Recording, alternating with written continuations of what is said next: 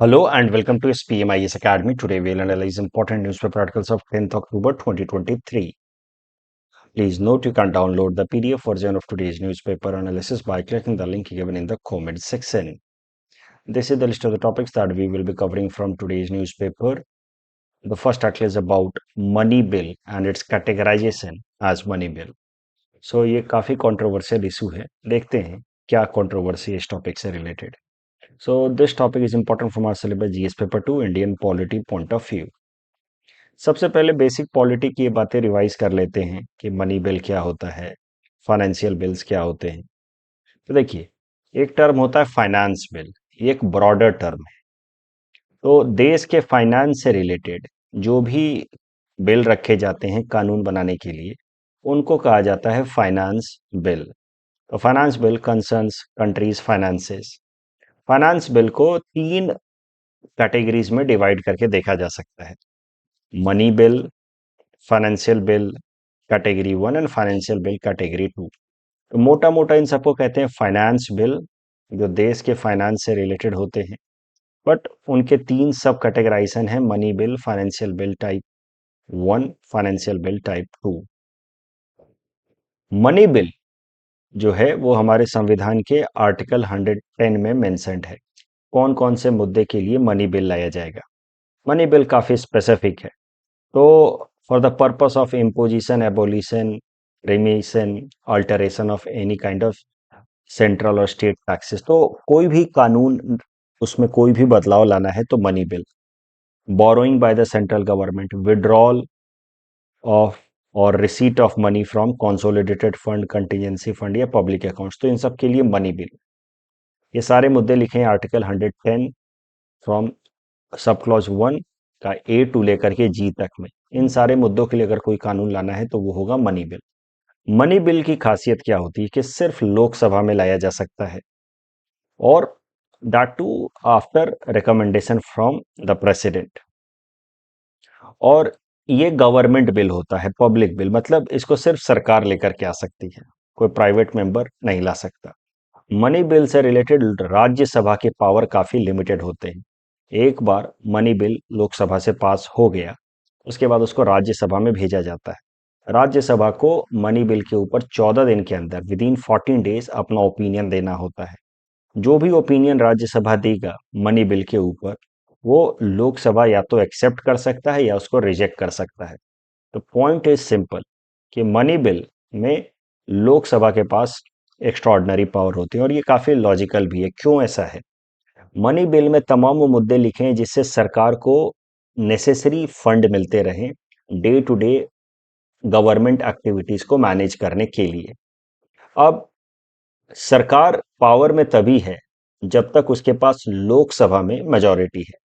But ऐसी संभावना भी हो सकती है कि सरकार के पास लोकसभा में मेजॉरिटी है, सरकार तब तक है जब तक उसके पास लोकसभा में majority, it is enjoying the confidence of the lower house, that is Lok Sabha. But ऐसी संभावना बन सकती है कि सरकार के पास राज्यसभा में मेजॉरिटी नहीं है। वैसे हालात में अगर मनी बिल राज्यसभा से पास होने में डिले हुआ या नहीं होता है, तो उस केस में सरकार के फाइनेंसेस जो हैं वो ऑब्स्ट्रक्ट होंगे, and that will hinder day to day functioning of the government. इसी कारण से मनी बिल के केस में राज्यसभा के पावर काफी लिमिट किए गए हैं। मनी बिल में जब राज्यसभा के पावर काफी लिमिटेड हैं, तो इसका मतलब है कि ज्वाइंट सेटिंग का तो कोई मतलब बनता ही नहीं है। और मनी बिल, कोई सा भी बिल मनी बिल कहा जाएगा या नहीं कहा जाएगा, ये कैटेगराइजेशन या सर्टिफिकेशन करने का अधिकार लोकसभा के स्पीकर के पास होता है। तो इन मुद्दों पे, और सिर्फ इन मुद्दों पे, अगर कोई बिल है तो वो मनी बिल की तरह लाया जा सकता है। लेकिन अगर कोई ऐसा कानून है जिनमें इन मुद्दों पे भी बातचीत की गई है, इन मुद्दों पे भी कोई प्रपोजल है, apart from that few more things are there, that means taxation से रिलेटेड बातें हैं या बोरोइंग से रिलेटेड बातें हैं, but it contains something more apart from just these things, then that bill cannot be or should not be brought as money bill. That should be brought as financial bill category 1, which is mentioned in article 117 of the constitution. So it includes a bill that contains provision related to taxation, expenditure, but it also contain some additional provisions, तो इनके अलावा कुछ additional बातें हैं, तो फिर वो financial bill category 1 में होगा। मनी बिल की तरह ही इसको इंट्रोड्यूस किया जाएगा पहले लोकसभा में, after prior approval from the president. But एक बार ये लोकसभा से जब पास होगा तो ये राज्यसभा में जाएगा, और राज्यसभा के पास किसी भी ऑर्डिनरी बिल के ऊपर जिस तरह के पावर होते हैं वैसे पावर राज्यसभा के पास इस फाइनेंशियल बिल को लेकर के भी होगा। और यानी कि राज्यसभा चाहे तो फाइनेंशियल बिल कैटेगरी 1 को डिले करा सकती है, उसमें सब्सटैंशियल चेंजेस बुला सकती है, और फाइनेंशियल बिल कैटेगरी 1 के लिए ज्वाइंट सिटिंग बुलाई जा सकती है, क्योंकि if the matter gets stuck in Rajya Sabha then there can be joint sitting also. फिर होता है फाइनेंशियल बिल कैटेगरी बी। ये भी मेंशन किया गया आर्टिकल 117 में। ये पूरी तरह से एक ऑर्डिनरी बिल की तरह होता है, इसको लोकसभा या राज्यसभा कहीं भी लाया जा सकता है। इसमें लोकसभा और राज्यसभा के पास इक्वल अमाउंट ऑफ पावर है। इसमें वो मुद्दे हैं जो फाइनेंस से रिलेटेड तो हैं, but they do not deal at all with these ideas, they deal with something else. तो मैं एक बार समराइज कर दूं। फाइनेंस बिल एक जनरल शब्द है। फाइनेंस बिल के अंदर आता है money bill, financial bill type 1 and financial bill type 2। Article 110 में जो बातें लिखी हैं वो आएंगी मनी बिल की तरह, बट ये सर्टिफिकेशन करेंगे लोकसभा के स्पीकर। आर्टिकल 110 में जो बातें लिखी हैं वो बातें तो हैं ही, साथ ही साथ कुछ एडिशनल बातें भी हैं, तो फिर उसके लिए लाया जाएगा फाइनेंशियल बिल टाइप 1। और अगर कोई फाइनेंस से रिलेटेड बातें हैं but it does not at all talk about the points written in article 110, तो फिर इसके लिए लाया जाएगा फाइनेंशियल बिल कैटेगरी 2। अब देखिए, क्योंकि मनी बिल को लेकर के राज्यसभा के पावर काफी लिमिटेड हैं, इस प्रोविजन का कभी कभार मिसयूज भी होता रहा है, ऐसा एक कंसर्न है। इसमें सबसे इंपॉर्टेंट एग्जाम्पल है आधार बिल का। आधार को जब स्टैट्यूटरी प्रोविजन दिया गया as per Aadhaar act of 2016, तो उसमें आधार को एक मनी बिल की तरह रखा गया, and the Lok Sabha speaker certified Aadhaar as a money bill, जबकि उसमें सब्सटैंशियल ऐसे इश्यूज थे जिसके बेसिस पे इसको एटलीस्ट फाइनेंशियल बिल कैटेगरी 1 की तरह रखना चाहिए, नॉट एज मनी बिल। तो आधार को जब मनी बिल की तरह पास किया गया तो it was seen as a mechanism to bypass the supervision of Rajya Sabha. तो इसको लेकर के कई सारे कंप्लेंट्स हुए कि आप राज्यसभा के सुपरविजन को बाईपास करने के लिए आधार को मनी बिल की तरह रख करके आप पास कर रहे हैं, ताकि लोकसभा से ही आपका कानून पास हो जाए। And that is how the matter was taken to the supreme court. Supreme court ने 2018 में सरकार के इस फैसले को, to categorise Aadhaar as money bill, उसको सही माना। उन्होंने 4-1 के मेजोरिटी में अपना फैसला सुनाया, और जिसमें उन्होंने कहा कि the government was right in categorising Aadhaar as a money bill और completely authorise to categorise Aadhaar as a money bill. उस टाइम में जो एक जज थे जो इस फैसले से डिसेंट कर रहे थे, अपोज कर रहे थे, वो थे जस्टिस डीवाई चंद्रचूड़। उन्होंने कहा था the passing of Aadhaar act as money bill is fraud on the constitution. ये सीधा सीधा राज्यसभा के सुपरविजन को बाईपास करने का एक जरिया है। अब जस्टिस डीवाई चंद्रचूड़ जब वो हमारे देश के चीफ जस्टिस ऑफ इंडिया हैं, तो now he has started a process of reinvestigation of the entire issue.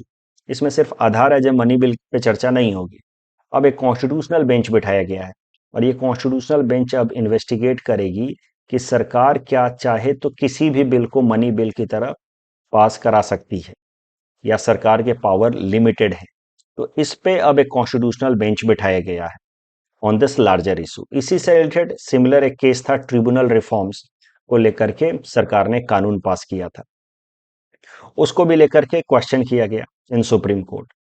Tribunals आपको पता है एडजुडिकेटरी बॉडीज होते हैं created as per a law, जैसे national green tribunal and all, तो एनजीटी एक्ट के अंतर्गत बनाया गया है। तो ट्रिब्यूनल जो है एडजुडिकेटरी बॉडी होते हैं, जो कोर्ट की तरह ही काम करते हैं, but they are designed in such a manner कि स्पीडी रिड्रेसल हो सके किसी भी एक पर्टिकुलर केस का, बिकॉज ट्रिब्यूनल को एक स्पेसिफिक मैटर के लिए बनाया जाता है।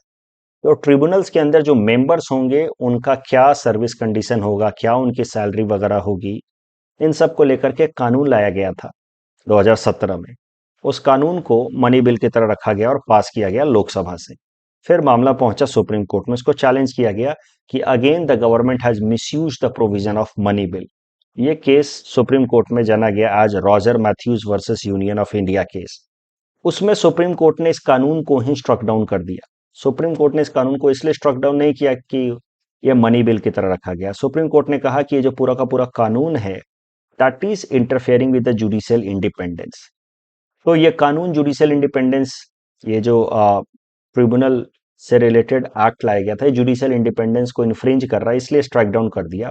बट उसी वक्त सुप्रीम कोर्ट ने एक लार्जर कॉन्स्टिट्यूशनल बेंच बिठाया talking on the issue and referred to it an issue कि which bill can be categorised as money bill, क्योंकि ये एक इंपॉर्टेंट एस्पेक्ट है।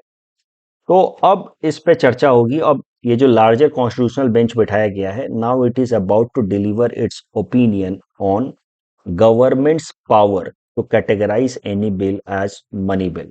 सरकार के पास क्या अनरिस्ट्रिक्टेड पावर है to categorise any bill as money bill?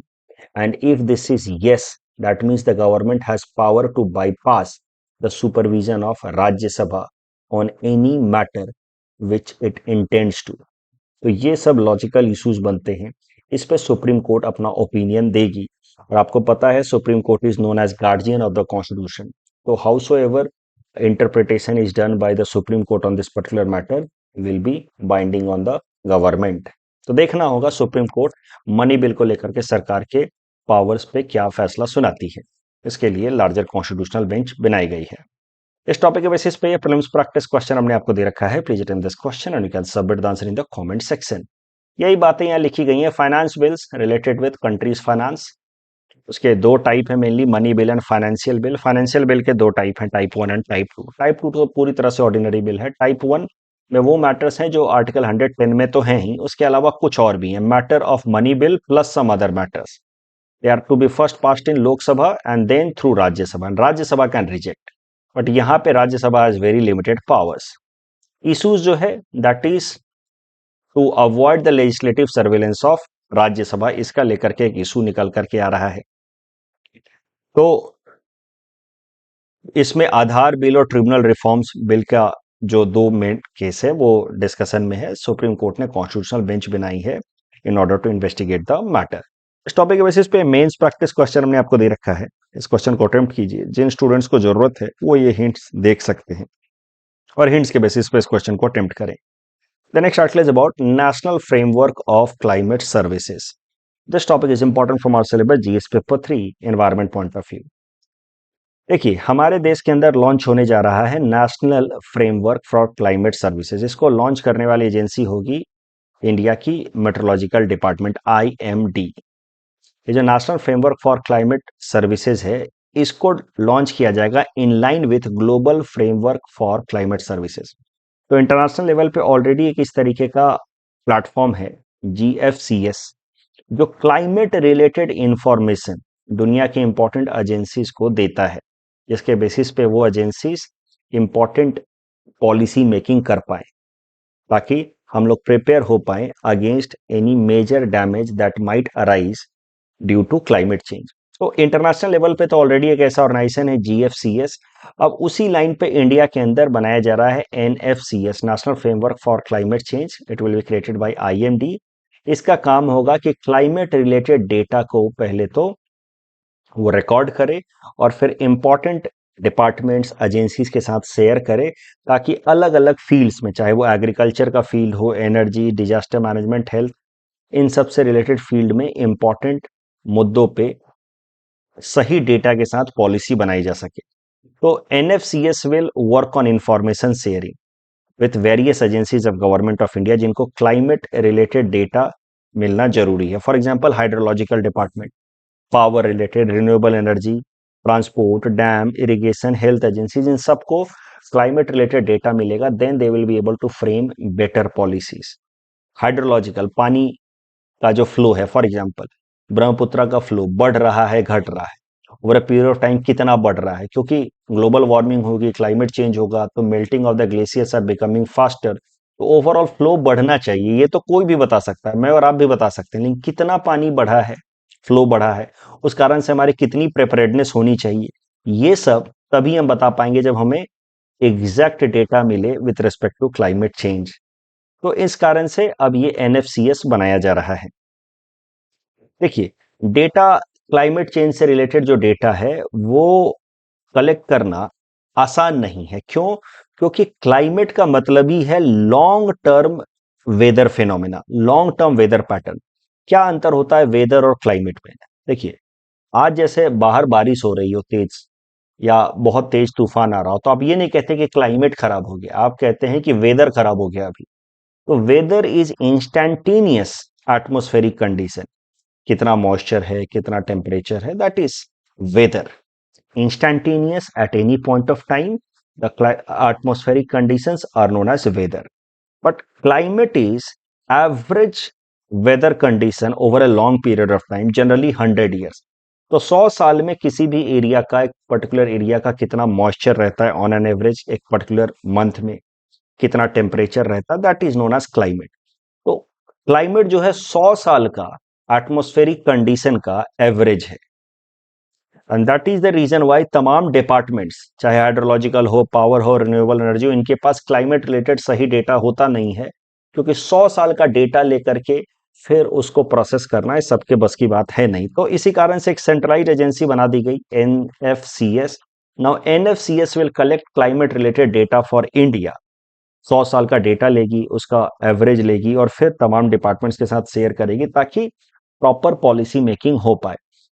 सही डेटा होगा क्लाइमेट चेंज से रिलेटेड, देन ओनली डिजास्टर्स को हम लोग कुछ हद तक मिटिगेट कर पाएंगे या उसके अगेंस्ट अडेप्ट कर पाएंगे। फॉर एग्जांपल, सिक्किम के अंदर हाल फिलहाल में हमने देखा कि ग्लेशियर लेक आउटबर्स्ट फ्लड आया।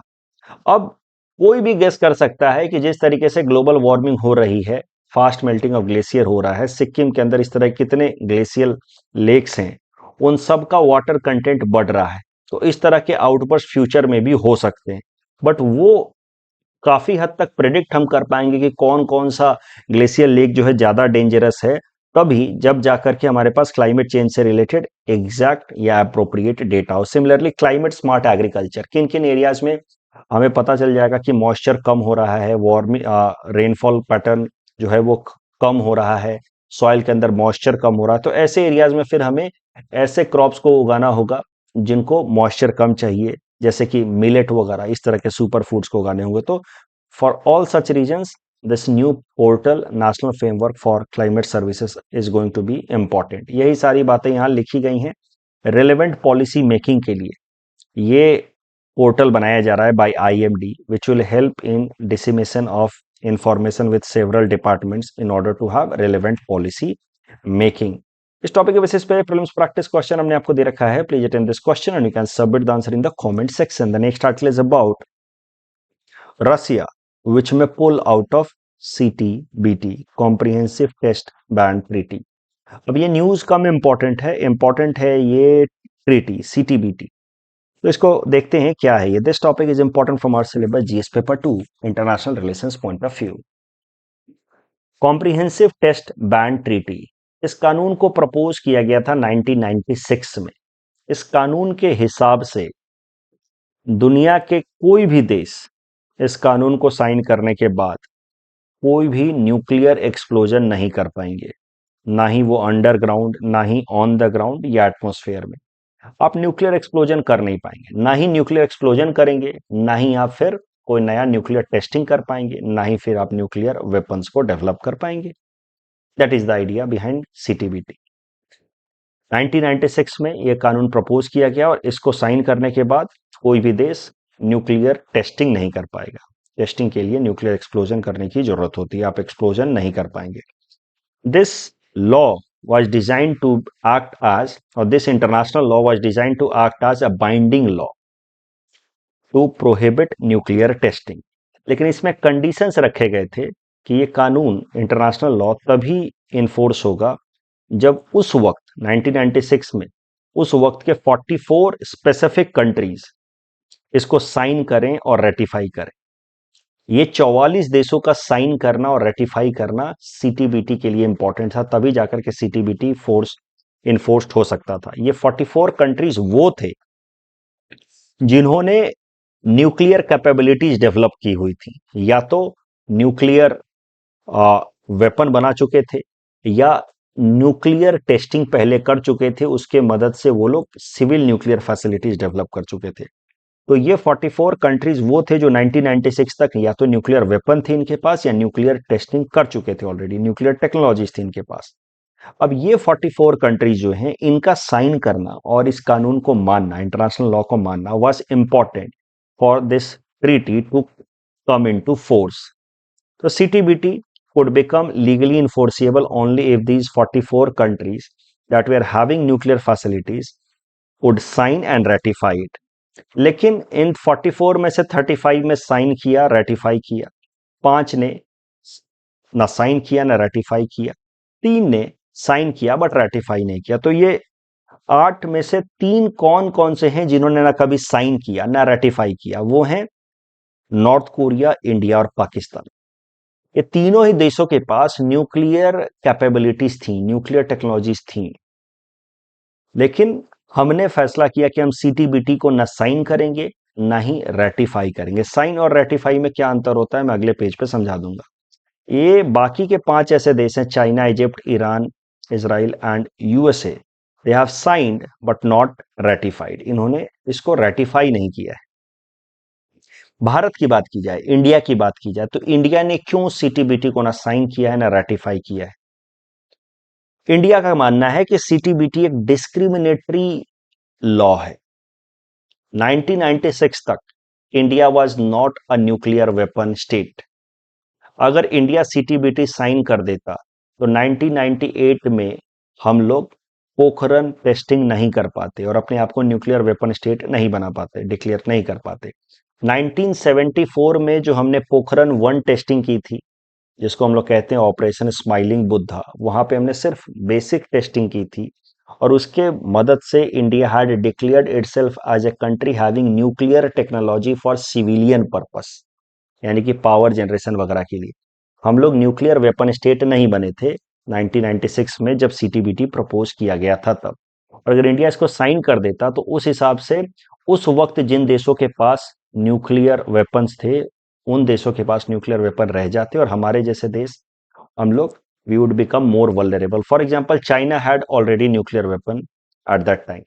तो हम तो नहीं बना पाते, but China had nuclear weapon, that would create a permanent pressure on India, threat on India. दूसरा, इंडिया का मानना था कि CTBT is not enough, it is not comprehensive enough. क्योंकि ठीक है, आपने रियल टेस्टिंग को बैन कर दिया एज पर सीटीबीटी प्रोविजन कि ना ही अंडरग्राउंड, ना ही ओवरग्राउंड, ना ही एटमॉस्फेयर में टेस्टिंग होगी।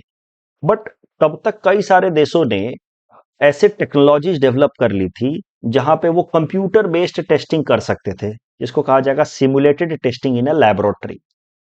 कंप्यूटर बेस्ड टेस्टिंग करके वो नए नए नए नए वेपन्स डेवलप कर सकते थे और उसको सीटीबीटी बैन नहीं कर रहा था। तो CTBT did not talk anything about laboratory simulated testing. India said these two things should be changed. First of all, every country must give up their nuclear weapon, and then there should be ban over new nuclear testing. Then that would be a fair law.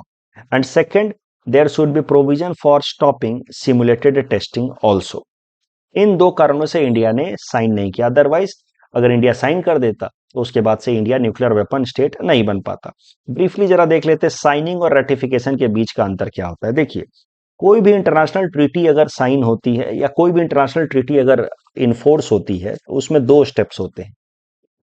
दुनिया भर के जो countries होते हैं उनकी सरकारें negotiate करती हैं, फिर उससे रिलेटेड ट्रीटी पे सरकारें साइन करती हैं। लेकिन सिर्फ सरकारों के साइन कर देने से वो कंट्री उस ट्रीटी का मेंबर या पार्टी नहीं बनता है। फिर उस ट्रीटी को अलग अलग देशों में, अपने अपने देश में जाकर के सरकारें पार्लियामेंट के सामने रखती हैं और पार्लियामेंट जब उसको अप्रूव कर देता है तो इसको कहा जाता है रैटिफिकेशन। तो these are the two steps that have to be followed if a country has to join any international law or treaty. सरकारें जाकर के साइन करेंगी, इसको कहा जाएगा signing off the treaty, but that alone is not enough. फिर वो treaty को रखा जाएगा उस देश के पार्लियामेंट के सामने, and once the parliament approves then that is known as ratification, and then that country becomes the member of that particular treaty, party to that particular treaty. अब अगर हम देखें कि किन किन देशों ने सीटीबीटी ना साइन करने के बाद अपना अपना न्यूक्लियर वेपन डेवलप किया है, तो उसमें सबसे पहले नाम आएगा इंडिया और पाकिस्तान का। इंडिया और पाकिस्तान दोनों ने ही सीटीबीटी को साइन करने से मना कर दिया है। हमारे पास टेक्नोलॉजीज तो थी ही, इसीलिए हम उन 44 कंट्रीज में थे जो जिनका सीटीबीटी साइन करना जरूरी था for this law to get enforced. India ने 1998 में पोखरन टेस्टिंग किया, ऑपरेशन शक्ति। उसके कुछ ही दिनों बाद पाकिस्तान ने भी कर दिया, क्योंकि पाकिस्तान के पास भी टेक्नोलॉजीज थी। तो सीटीबीटी के प्रपोजल के बाद दुनिया भर के अलग अलग देशों ने 10 इस तरह के न्यूक्लियर टेस्ट किए हैं। उसमें से 2 इंडिया ने किए, 2 पाकिस्तान ने किए, नॉर्थ कोरिया ने किए, यूएस ने भी किया है, फ्रांस ने भी किया। रसिया की अगर बात की जाए तो रसिया ने सीटीबीटी के आने के बाद से कभी भी कोई न्यूक्लियर टेस्ट किया नहीं है। इनफैक्ट रसिया ने आज तक कोई न्यूक्लियर टेस्ट किया ही नहीं है। अब आप कहेंगे सर कैसी बातें कर रहे हो, रसिया के पास सबसे ज्यादा न्यूक्लियर स्टॉक पाइल है। रसिया के पास जितने भी न्यूक्लियर स्टॉक पाइल हैं वो रसिया ने लिए हैं फ्रॉम सोवियत यूनियन। अभी सोवियत यूनियन का लीडर तो रसिया ही था, बट 1991 तक, जब तक सोवियत यूनियन था, तब तक वो सारे nuclear stockpile did not belong alone to Russia, they belong to Soviet Union. जब सोवियत यूनियन डिसइंटीग्रेट हो गया तो all the nuclear stockpiles came to Russia. तो Russia has inherited most of its Soviet nuclear arsenal, but it has never conducted a nuclear test on its own. Current news ये है कि रसिया ने announce किया कि it में पुल out of CTBT. तो लोगों ने अंदाजा लगाना शुरू किया कि अच्छा, इसका मतलब ये है कि Russia might go for nuclear testing.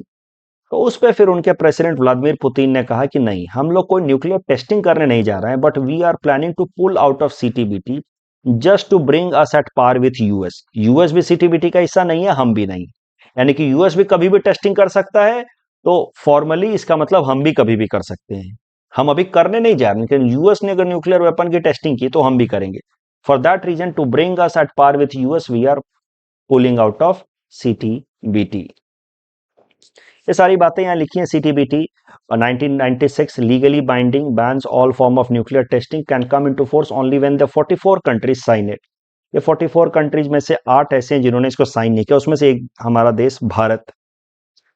और why India is not signing? Because it is discriminatory and it is not banning simulation testing. The next article is about Nobel Prize in Economics Science 2023. This topic is important for my syllabus GS Paper 3 Economics. तो आपको मैंने पहले भी बताया था कि Nobel prize Alfred Nobel साहब के विल के हिसाब से दिया जाता है। Inventor of dynamite. तो उनके विल के हिसाब से 5 ही नोबेल प्राइज दिए जाते हैं। Nobel prize in medicine, physics, chemistry, literature and peace. एक और बात, एक और टर्म आप सुनने को मिलता होगा आपको, Nobel prize in economic science. Officially or technically it is not a Nobel prize. इसका रियल नाम है Sveriges Riksbank prize in economic science, but इसको इनफॉर्मली कह दिया जाता है Nobel prize in economics. It is given in the memory of Alfred Nobel, but it is not officially part of Nobel prize because it was not part of Alfred Nobel's will. तो इसको officially इसका नाम, जैसा मैंने आपको बताया, Sveriges Riksbank prize in economic science. अभी इस साल का 2023 का नोबेल प्राइज इन इकोनॉमिक्स ऐसा ही कहते हैं इन जनरल। तो नोबेल प्राइज इन इकोनॉमिक्स दिया गया है हार्वर्ड प्रोफेसर क्लॉडिया गोल्डिन को। क्लॉडिया गोल्डिन जी ने डिटेल्ड स्टडी किया है, 200 सालों का डेटा लेकर के बताया है कि कैसे लेबर मार्केट में जेंडर गैप है। लेबर मार्केट मतलब एम्प्लॉयमेंट अपॉर्चुनिटीज में जेंडर गैप है। डिस्पाइट इकोनॉमिक ग्रोथ, काफी ज्यादा इकोनॉमिक ग्रोथ हुआ है पिछले 200 सालों में, उसके बावजूद भी वर्क प्लेस पे इकोनॉमिक अपॉर्चुनिटीज में विमेन के लिए लिमिटेशंस हैं। इसको कहा जाता है कई बार glass ceiling effect. So despite women gaining higher level of education than men, they still get low paid jobs as compare to men. तो जेंडर बेस्ड डिवाइड कंटिन्यूस, और इसमें विमेन के करियर में जो सबसे बड़ा ऑब्स्ट्रक्शन आता है that comes because of marriage. Goldin Claudia Goldin ने कोई सॉल्यूशन तो प्रपोज नहीं किया है, but she has given enough data for governments across the world to frame suitable legislations to tackle this problem. ये बातें यहां लिखी हैं, एक बार इसको यहां से आप रिवाइज कर लेंगे। कल जो हमने आपको प्रैक्टिस क्वेश्चन दिया था, गोलान हाइट्स सीरिया और इसराइल के बीच में डिस्प्यूटेड है, so it belongs to Middle East. And Reserve Bank of India sterilization, conducting open market operations. That's all from our side for today. Thanks for watching.